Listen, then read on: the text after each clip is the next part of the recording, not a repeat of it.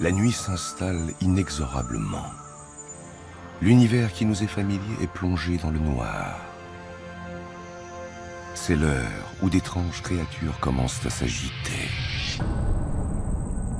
Une majorité d'animaux sont actifs pendant la nuit. Mais ces tranches de vie nocturne, avec leurs brames, nos yeux sont incapables de les voir. Ces animaux sont spécialisés. Ils sont parfaitement adaptés à l'obscurité.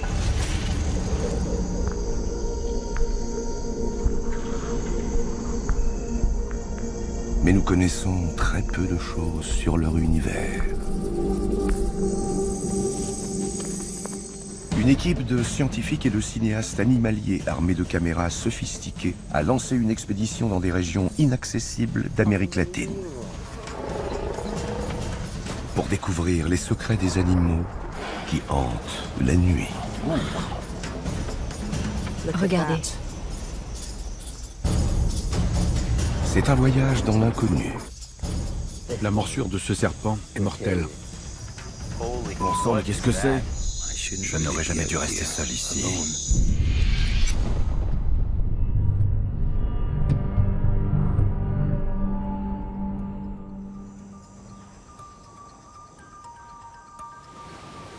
L'Amérique latine possède les habitats les plus diversifiés sur Terre. Des forêts tropicales au nord, aux montagnes enneigées au sud. Pendant 6 mois, des biologistes et des réalisateurs vont traquer et filmer les animaux nocturnes de ces habitats exceptionnels. Pourquoi une majorité d'animaux sont-ils actifs la nuit? Comment agissent-ils dans l'obscurité totale? Les membres de l'expédition sillonneront l'Amérique latine du nord au sud. Leur voyage commence ici, en Amérique centrale. L'équipe est sous la responsabilité de George McGavin. Très peu de personnes se sont aventurées la nuit dans cette région du monde. Je n'ai donc aucune idée de ce que je vais découvrir. Les scientifiques emportent avec eux plus d'1 tonne d'instruments et d'appareils pour filmer dans l'obscurité la plus totale. Tout le matériel n'est pas encore là en fait. On en attend encore un peu. On dispose d'une quantité de matériel incroyable et on utilisera le moindre petit instrument. Ancien professeur de biologie à l'université d'Oxford, George McGavin est un entomologiste de réputation mondiale. Il étudiera les techniques de chasse des insectes nocturnes. Les insectes qui m'intéressent avant tout sont des prédateurs actifs la nuit. Ils ont recours à une vaste gamme de techniques stupéfiantes pour capturer des proies. Bryson Voirin est spécialiste des mammifères nocturnes. Lui aussi veut savoir comment ces animaux opèrent dans le noir. L'Amérique centrale fourmille de grands animaux. Je veux découvrir lesquels sont actifs la nuit et ce qu'ils font.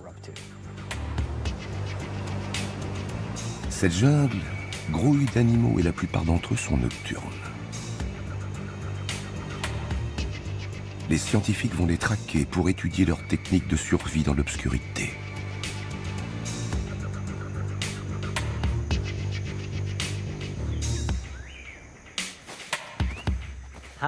Hamac ou tente, Bryson? Je vais prendre un hamac. Je préfère dormir en hauteur. Je n'arrive pas à dormir dans un hamac. Ah ouais? Ah oui. Pour travailler de nuit, les scientifiques vont devoir bouleverser leur horloge biologique en dormant le jour sous les canicules. Avant la tombée de la nuit, une partie de l'équipe se repose pendant que l'autre prépare le matériel. Un membre de l'équipe a pris la direction du nord pour étudier une portion de côte sauvage.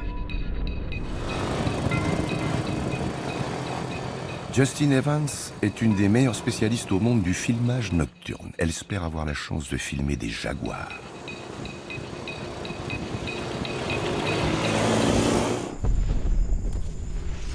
Un jaguar en vadrouille a été filmé par des caméras automatiques installées près de la plage. Les gardiens du parc national ont relevé ses empreintes dans le sable. Ces félins farouches sont actifs la nuit. Leur sens très développé leur donne alors un net avantage sur leur proie.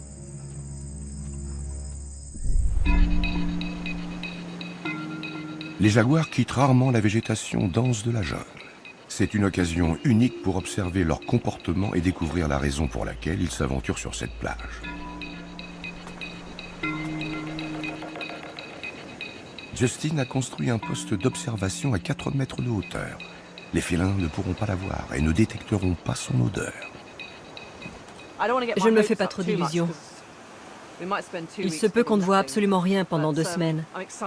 Mais je suis excitée à l'idée de voir un jaguar devant moi. Ce serait sensationnel. Justin est condamné à patienter.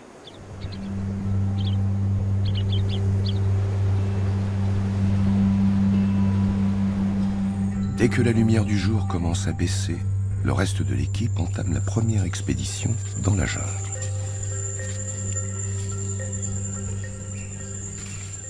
Il y a quelque chose là-haut. C'est un attelle, un singe araignée, juste au-dessus de nous. Il profite de la dernière demi-heure de soleil pour cueillir des fruits avant d'aller s'installer pour la nuit.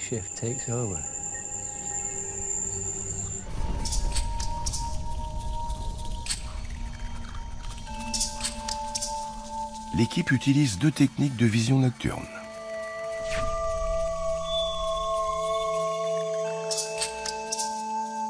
Les caméras thermiques détectent la chaleur, ce qui permet de repérer les animaux à sang chaud dans l'obscurité.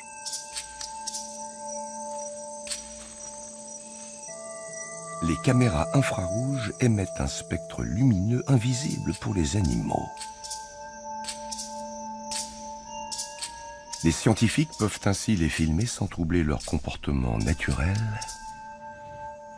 et découvrir la façon dont ils survivent dans le noir absolu, dans lequel un être humain serait totalement perdu.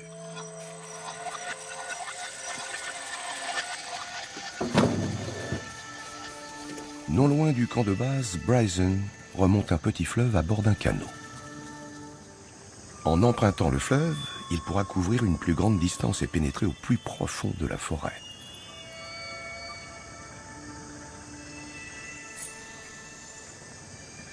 Alors qu'il balaie les rives avec une caméra thermique portative, il repère soudain une silhouette massive.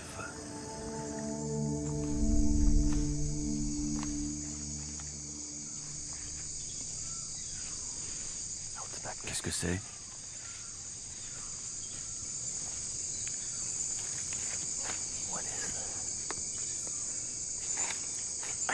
Je vois sa gueule.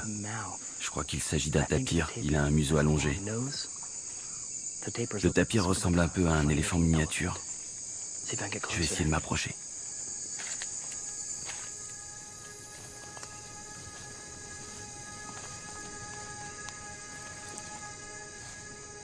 Les tapirs sont les plus gros animaux de la jungle d'Amérique latine. Ils ne sont pas exclusivement nocturnes, mais ils préfèrent se nourrir quand la température est plus fraîche. Les tapirs sont très bien équipés pour brouter la nuit. Ils ne voient pas très bien, mais ils ont une excellente ouïe. Leurs grandes oreilles sont très mobiles. Ils entendent vraiment très bien. Leurs oreilles pivotent en permanence pour repérer l'approche d'un prédateur. L'odorat des tapirs est si développé qu'ils sont capables de différencier une centaine de plantes sans les voir. Les tapirs consomment une grande variété de plantes, parce que la plupart des espèces végétales de la forêt tropicale sont toxiques. Ils mangent un peu de chaque plante pour limiter la quantité des différentes toxines et faciliter la digestion. Du fait de leur grande taille, les tapirs ont peu de prédateurs. Mais les hommes les chassent pour leur viande et pour leur cuir. Ce sont des animaux très méfiants. Il ne doit pas y avoir de braconnage ici, parce que ce tapir ne se méfie pas du tout de moi.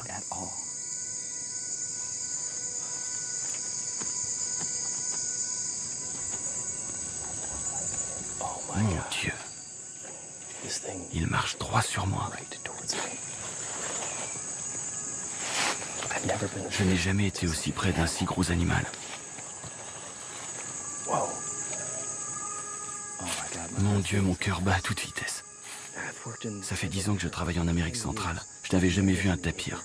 C'était mon rêve. C'est incroyable.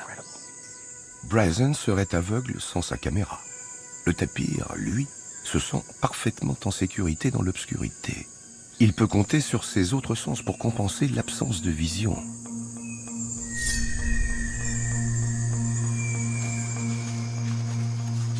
Non loin du camp de base, George traque de petits prédateurs spécialistes de la chasse nocturne. Comme des araignées.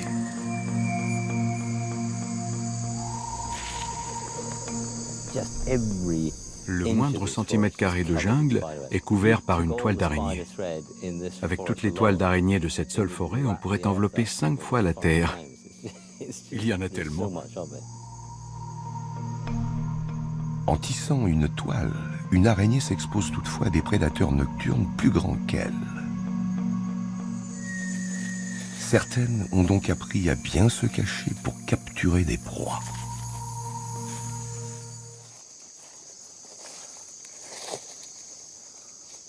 Là, j'ai trouvé mon araignée. C'est une mygale fouisseuse noire. Ce sont des araignées stupéfiantes. Elles vivent en permanence dans un terrier tapissé de soie et qui est fermé par un opercule qui s'ajuste à la perfection à l'ouverture du terrier. Cachée derrière l'opercule, la mygale détecte une proie grâce aux poils ultrasensibles qui garnissent ses pattes. Dès qu'elle sent des vibrations, elle jaillit par la trappe. Si je lève l'opercule avec une brindille, on la voit. Vous la voyez? Elle attend qu'une proie passe devant son terrier. La seule chose à faire, c'est de s'installer et de patienter. Ces araignées restent dans leur terrier jour et nuit. Elles sortent uniquement la nuit durant une fraction de seconde, le temps de saisir une proie. Voilà un eucante qui s'approche, une sorte de grillon. Il est tout petit. Il est juste au bas de la trappe.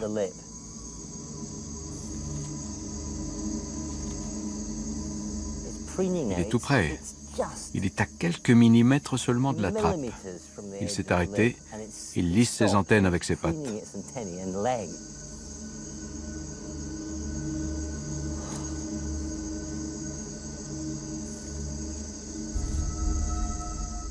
La trappe a légèrement bougé.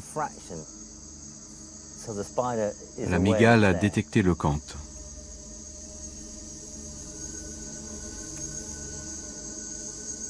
Il est si proche. Oui, elle l'a eu. Vous avez vu ça? C'était fulgurant. C'est une des nombreuses stratégies ingénieuses mises au point par les araignées. George s'enfonce dans la forêt en quête d'autres découvertes. Sur la côte, Justin n'a toujours pas vu de jaguar. Toutefois, ses caméras filment un autre animal profitant de la nuit pour s'aventurer sur la plage.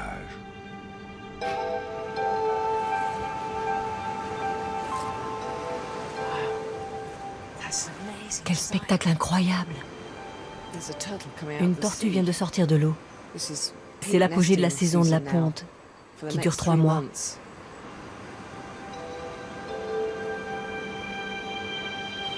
Les tortues vertes choisissent les nuits les plus sombres pour revenir sur les plages où elles sont nées. Elles pondent jusqu'à 200 œufs dans un trou qu'elles creusent au préalable. La nuit, la cage des œufs n'est pas repérée par les prédateurs diurnes, comme l'urubu noir, une espèce de vautour. Les œufs sont incubés dans le sable chaud pendant 2 mois. Des œufs pondus 2 mois auparavant sont en train d'éclore. Ces tortues viennent de sortir de l'œuf. Les petites taches blanches se dépêchent d'atteindre la mer. Le jour va bientôt poindre. Les urubus quittent leur perchoir et se positionnent sur la plage. Les tortues éclosent de nuit pour éviter les prédateurs diurnes. Ces bébés ont de bonnes chances de toucher l'eau sains et saufs. Les urubus se sont déployés sur la plage. Et les bébés tortues passent devant eux sans qu'ils les voient. Cela démontre le net avantage d'éclore la nuit plutôt que le jour. Et si ça se passait en plein jour, les urubus n'en feraient qu'une bouchée. Ils se jetteraient sur les tortues. Heureusement pour les petits reptiles, peu d'oiseaux ont une excellente vision nocturne. Un membre de l'expédition scientifique a été envoyé à 1 millier de kilomètres au nord du camp de base. Gordon Buchanan est caméraman animalier. Sa mission consiste à étudier les animaux de la canopée. De jour, les primates comme les singes hurleurs se gavent de fruits et de feuilles. Quelles espèces profitent de ces aliments très nourrissants au cours de la nuit? Et comment font-elles dans l'obscurité?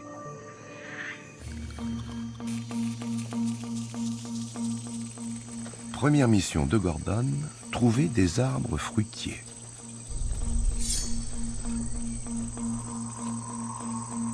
La journée, les singes, les perroquets et les toucans se gorgent de fruits. La nuit, ils dorment dans des caches pour échapper aux prédateurs. C'est l'heure où les spécialistes nocturnes de la canopée entrent en scène. La stratégie de Gordon se révèle efficace. Il repère des mouvements au-dessus de sa tête. La caméra infrarouge utilise un spectre lumineux invisible pour les animaux. Gordon peut ainsi les filmer à leur insu. Un animal monte sur cette plante grimpante. Regardez. Alors ça, c'est un opossum. Les opossums font partie de ces espèces mystérieuses, du fait qu'on a très peu de chances de les voir le jour. Les opossums, aussi appelés sarigs, sont nocturnes. La journée, ils dorment dans un trou d'arbre ou dans un terrier. On dirait un méli-mélo de différents animaux. Regardez ses oreilles. On dirait celles d'une chauve-souris. Et ses vibrisses ressemblent à ceux d'un chat. Il a un museau allongé. Ce n'est pas l'animal le plus séduisant, mais je présume que l'apparence n'a aucune importance quand on vit la nuit. Certains sens de l'opossum sont très développés pour être efficaces dans l'obscurité.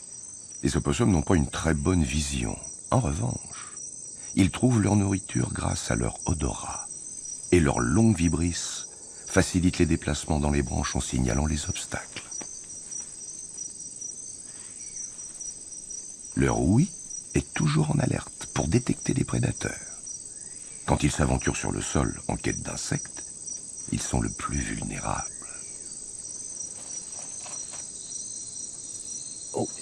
Il a attrapé quelque chose. Il vient de trouver une proie, je ne vois pas ce que c'est. C'est tout petit. Le sol est riche en nourriture pour les opossums. Ils n'hésitent donc pas à quitter la sécurité de l'arbre pour croquer une proie. Les opossums mangent de tout. Des rongeurs, des fruits, des serpents, des lézards. C'est un généraliste plutôt qu'un spécialiste. Non loin du camp de base, George continue sa quête de mini-prédateurs. Il recherche une espèce précise, une araignée rétière qui a la particularité de tenir sa toile entre les pattes pour capturer ses proies. Durant la journée, elles vivent cachées, mais dès la tombée de la nuit, elles chassent à l'aide de leur technique exceptionnelle. Oh, attendez une minute. Oh mon Dieu, c'est la première fois que j'en vois une. Cette araignée tisse d'abord des fils pour se suspendre en l'air. Ensuite, elle tisse une toile avec de la soie bleue, qui n'est donc pas la même que celle utilisée pour la structure porteuse. Cette soie bleue est très élastique. Quand une proie passe sous l'araignée, cette dernière la repère grâce aux 2 gros yeux de la rangée arrière. En une fraction de seconde, l'araignée écarte ses 4 grandes pattes antérieures pour ouvrir le filet et l'appliquer sur la proie pour la prendre au piège. Tout ça se produit en un clin d'œil. Vous n'y verriez que du feu si ça se passait devant vos yeux. Ce qui serait génial, ce serait de filmer ça au ralenti. Ce serait époustouflant. L'araignée rétière a 8 yeux, comme toutes les araignées. Mais les 2 yeux situés derrière les 6 autres sont énormes. Selon les biologistes, ces yeux sont très efficaces pour repérer une proie dans le noir. Pour étudier cette technique de chasse fantastique, George sollicite l'aide de Sophie Darlington, spécialisée dans le filmage des animaux. Où dois-je filmer? Je ne voudrais pas... Je vois ces enchevêtrements qui descendent ici. Elle capturera une proie qui passera juste en dessous d'elle. Sophie installe une caméra ultra rapide, grâce à laquelle on pourra visionner les images 40 fois moins vite. Cette technique de chasse a rarement été filmée dans la nature. Une fois la caméra en place, George et Sophie sont condamnés à attendre. J'ai toujours rêvé de découvrir ça. Le fait de le voir en direct dans la jungle, c'est quelque chose d'inouï.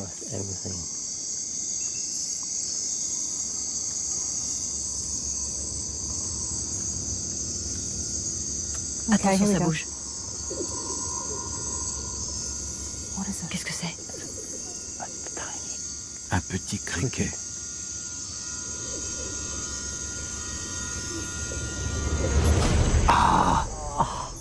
C'est fantastique. Sophie, tu es géniale. Bien joué. Je ne peux rien dire. Je peux d'abord vérifier. Regarde-toi. Seules les images au ralenti révéleront si Sophie n'a pas raté l'action principale. Tu es prêt? Oui. L'antenne du criquet heurte ce fil. L'araignée oriente le filet et le déploie.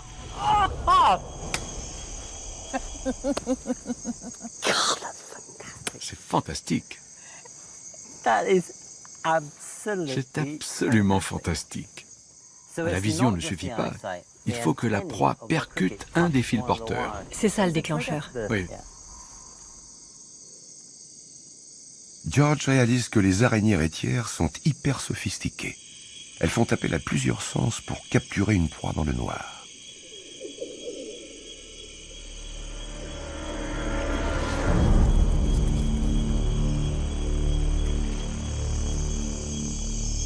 Je n'avais jamais vu ça de mes propres yeux. C'était génial. C'est la première fois.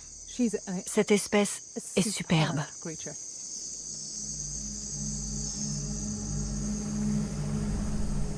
Bryson a remonté le fleuve jusqu'à une zone marécageuse.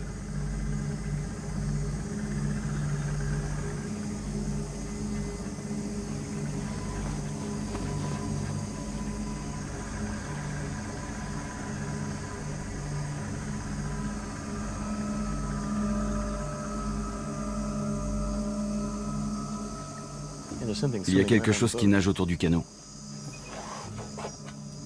C'est juste là.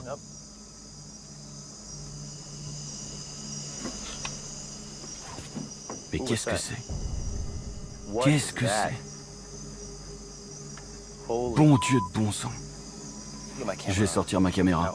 Malheureusement, cette caméra fonctionne uniquement avec de la lumière normale. Je dois utiliser un projecteur pour éclairer l'eau. Je vérifie que ça marche.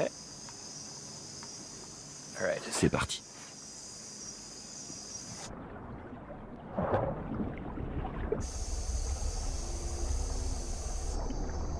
Le voilà, le voilà. Waouh, il est immense. C'est un requin taureau. Regardez. Les requins taureaux se sont adaptés pour s'aventurer dans l'eau douce. Ils peuvent ainsi venir chasser dans la forêt où les proies sont plus abondantes. Prêt? Il arrive. Ça alors, vous avez vu ça? C'est comme ça que les requins taureaux chassent. Ils s'approchent de leur proie et la percutent avant de la tuer, quelle qu'elle soit. Ils font ça pour l'identifier. Les requins taureaux peuvent chasser 24 heures à la suite. Grâce à leur sens bien développé, ils sont capables de localiser des proies dans des eaux troubles et donc dans l'obscurité. Son odorat est extrêmement développé. Un requin repère 1 millilitre de sang dilué dans 1000 litres d'eau. Les requins détectent aussi les charges électriques. Si un poisson nage à proximité, ils perçoivent son champ électrique. Ils ont également une ligne latérale sur les flancs.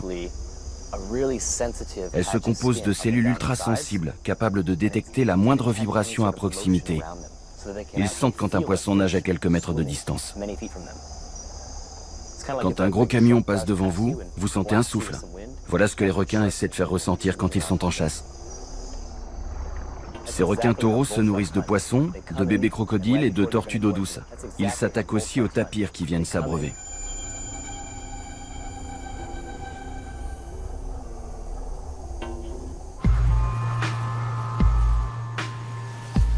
Justin entame sa 3e nuit sans dormir, dans son poste d'observation. Mon cerveau me dit en boucle que mon corps veut dormir.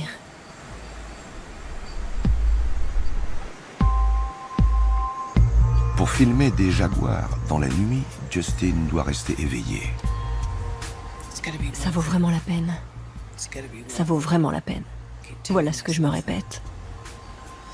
Ça va finir par payer. La grande silhouette d'un jaguar va apparaître à l'écran. Et là, je serai bien éveillée. Vous pouvez me croire.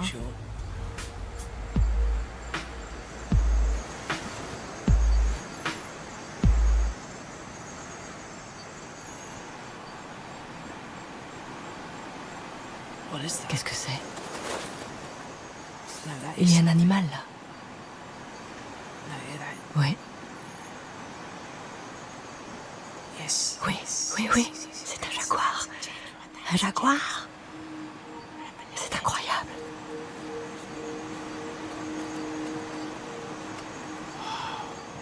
Il sort de la forêt.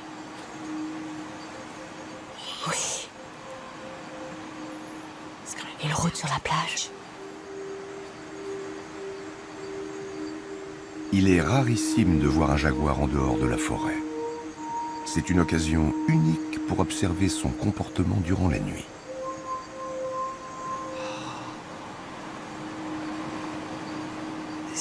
Je n'avais jamais vu un jaguar sauvage d'aussi près.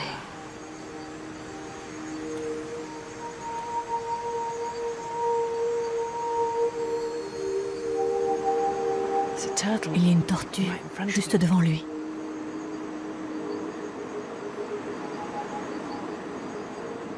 Est-ce qu'il va l'attaquer?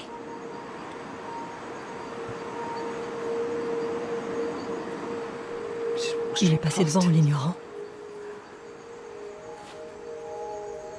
Les tortues marines sont faciles à tuer sur la plage. Mais ce jaguar, un grand mâle, n'est pas en mode de chasse.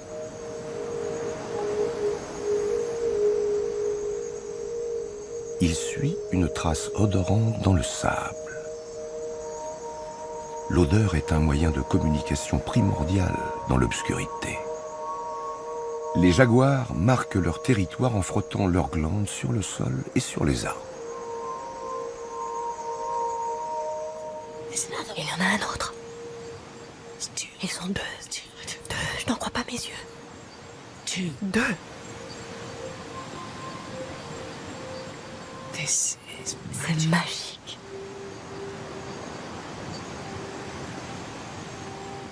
Je n'aurais jamais imaginé vivre ça.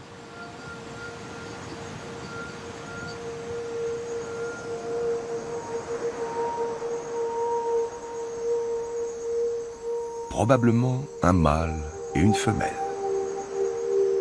Un couple de jaguars est un spectacle incroyable. Les jaguars sont solitaires et extrêmement territoriaux. Les mâles et les femelles se rencontrent uniquement pour s'accoupler. Et Justin vit en direct ce moment intime jamais observé.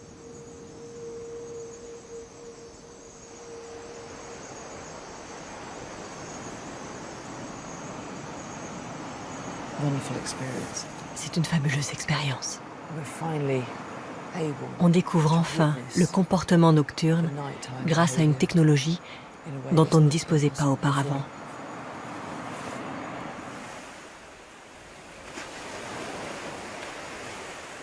C'est la fin d'une nuit exceptionnelle.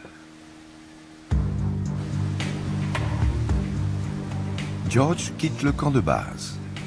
Il a eu la chance de voir en action un prédateur nocturne des plus ingénieux. L'heure est venue pour lui d'entamer la seconde phase de l'expédition.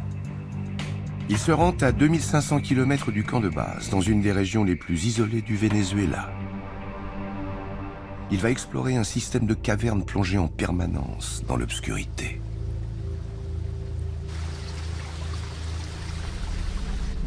George veut découvrir les espèces qui ont évolué ici, dans l'isolement total et sans la moindre lumière. La grotte n'a plus été explorée depuis des décennies car son entrée se trouve à des centaines de mètres de hauteur, le long d'une falaise. George sera le premier biologiste qui étudiera sa faune. Au cœur de ces immenses parpaings rocheux, il y a des systèmes de grottes et de cavernes creusées par les eaux de pluie pendant des millénaires. Et dans ces cavernes, il y a des espèces animales qui n'ont jamais vu la lumière. Je suis impatient de les découvrir.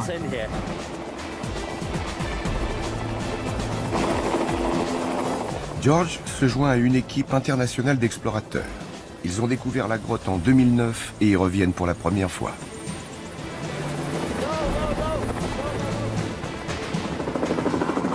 Voilà, on est livré à nous-mêmes. C'est un des endroits les plus impressionnants où je suis allé. L'exploration est programmée pour le lendemain. Les membres de l'équipe s'enfonceront à 5 km à l'intérieur des grottes où la lumière n'est pas entrée depuis des millions d'années.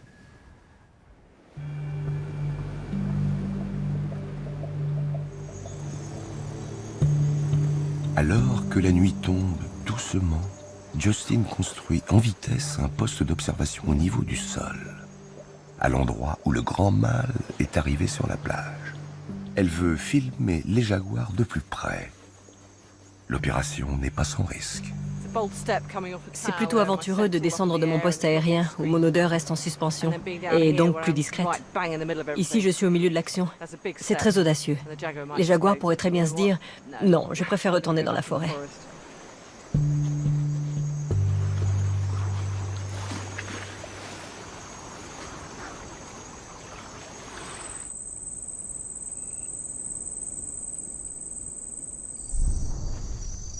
Dans les ruines mayas, un bruit étrange capte l'attention de Gordon.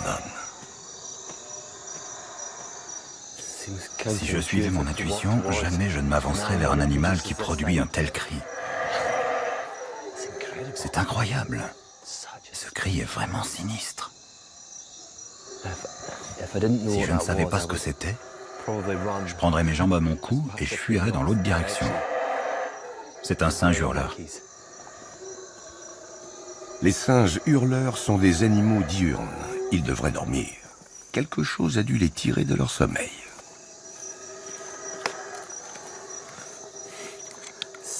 Quel cri terrifiant. Ça tourne, je te tiens. Le cri des singes hurleurs est un des plus puissants du règne animal. Ce serait sympa si ce singe se mettait à hurler.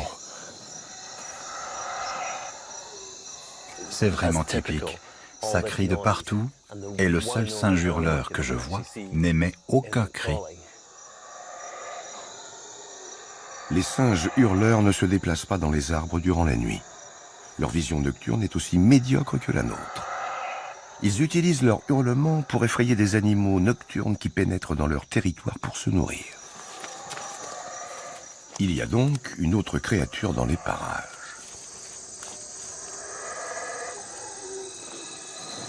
Où es-tu? Te voilà, juste au centre de l'écran. Fantastique, regardez. C'est un kinkajou, aussi appelé poteau. Le kinkajou est un mammifère arboricole qui vit la nuit. Je dirais même que le kinkajou déteste la lumière. Il se réfugie dans un trou d'arbre des plus obscurs pour passer la journée. Le kinkajou n'a aucune raison de s'aventurer dehors en plein jour. Il trouve tout ce dont il a besoin la nuit. Les kinkajous rencontrent moins de concurrence pour la nourriture en chassant dans l'obscurité. Leur biologie est entièrement axée sur un mode de vie nocturne dans les arbres. Leurs grands yeux favorisent la vision dans le noir. Mais ils se fient surtout à leur odorat, dont ils se servent pour se diriger dans l'obscurité la plus noire. Il possède des glandes sur le visage et sur le ventre qu'ils frottent sur les branches pour laisser une trace de leur passage dans les arbres. Grâce à ces traces odorantes, les kinkajous ne se perdent jamais dans le noir. Vous savez ce qu'il fait? On dirait qu'il lèche l'humidité sur les feuilles. Cet animal n'a jamais besoin de descendre des arbres. Pour un kinkajou, le sol est synonyme de danger.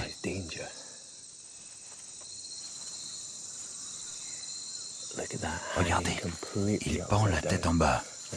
Il s'accroche grâce à sa queue préhensile. Regardez comme il est agile. Ce n'est pas facile d'attraper les fruits dans cet arbre. Le kinkajou doit s'étirer et se contorsionner dans tous les sens. Le kinkajou fait tout ça avec une grande facilité. Il est souple comme un élastique.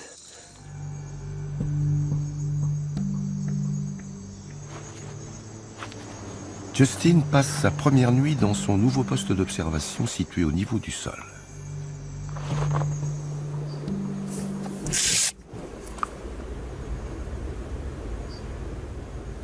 On dirait... Il y a un jaguar. Oui, c'est bien un jaguar.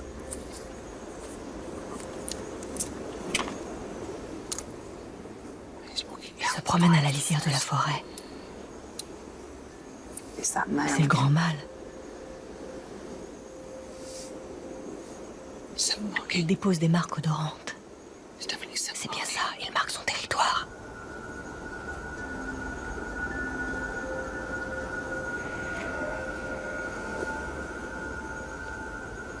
Il s'approche. S'il continue tout droit, il passera devant ma cache. J'espère qu'il bifurquera vers la plage.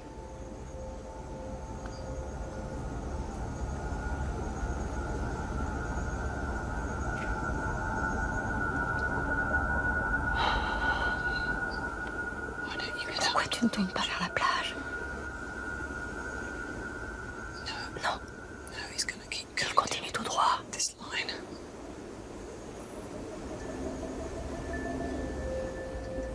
Il s'approche un peu trop.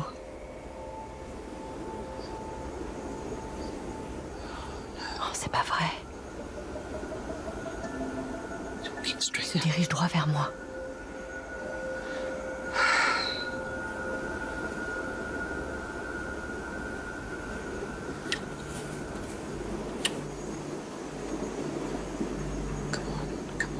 Allez, arrête-toi.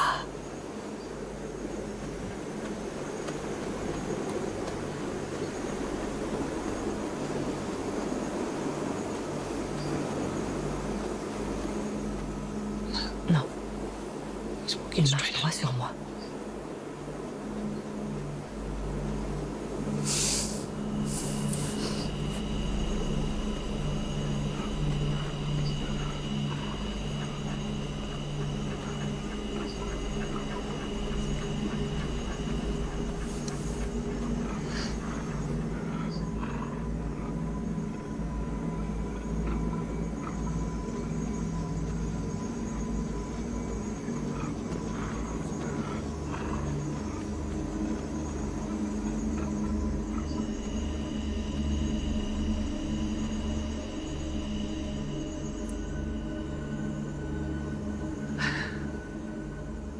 C'est incroyable.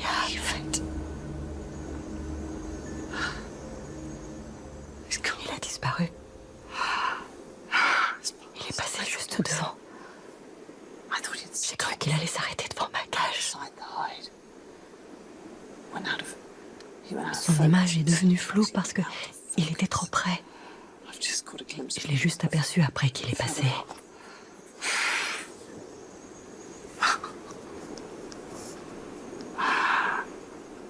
Je n'arrive pas à y croire.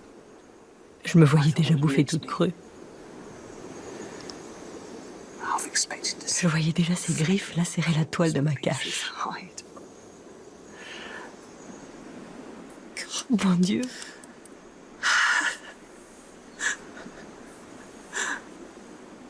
Je vais faire une crise d'hystérie.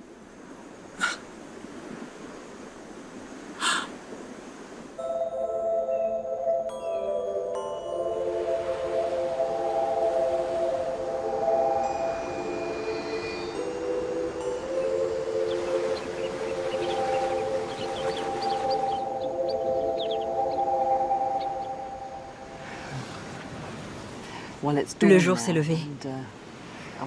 Je vais voir à quelle distance le jaguar est passé cette nuit. Bon Dieu! Regardez. Voici ma cache. Et les traces du jaguar sont juste à côté. Il est passé à côté. J'aurais pu tendre le bras et lui caresser le dos. En voyant ces traces, je me rappelle de ce que j'ai ressenti hier soir. Mon cœur battait la chamade. Mais là, j'éprouve une sorte d'extase. C'est étrange. J'ai l'impression d'avoir vécu un moment très intime avec ce jaguar sauvage.